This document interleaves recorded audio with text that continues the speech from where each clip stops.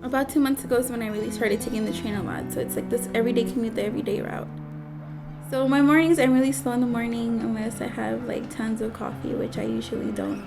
I sit in the same seat just because I like looking out the window, kind of spacing out before I get to work.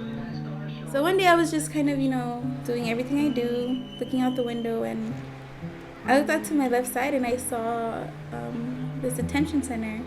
And I was like, okay, I just remembered we had a protest there before. We had a die-in there. There's like where a lot of civil disobedience happened. So I knew it was there. So I kind of identified the building, right? And then the next morning, the same thing, right? I'm there, I'm looking out the window, spacing out, and I see people inside through this like barbed wire window, and I see them there, and it's like kind of like their silhouettes. I could make out their hands were holding on to the bars, and they were just looking out. And that really shocked me because I known that building was there. I probably passed by it hundreds of times, but I never saw the people inside.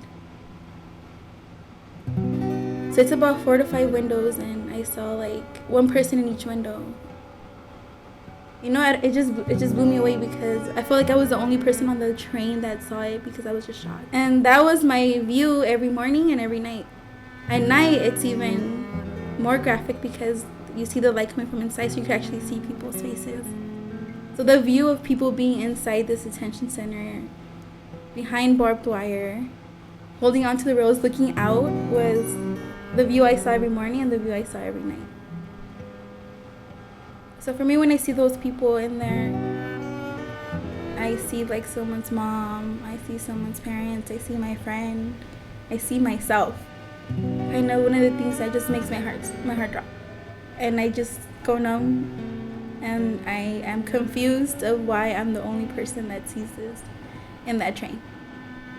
Especially when people like they're looking that direction, and I obviously see people in there, but I feel like I'm the only one that sees them. And then the crazy part is that when you look to your other side, the only view really is the train moving back and forth, and then this parking structure. And then in this parking structure, you have this huge sign that says immigration bonds, and this arrow to like the immigration bonds. I guess little office that is strategically placed right across from their window, and like so you see people coming back and forth on the train, and this number for a bonds place that they probably can't afford. People could be there for years, and your everyday look out the window is like seeing these people who don't even know that you're there. Just seeing that as the starting off to your day every single day, especially for me, a person that's really active and is an organizer, like seeing that made me realize that we have a lot of work to do. That we aren't doing our best, and that there's just so much more to do. The fact that there's people in there in this cage, right? There's caged people there.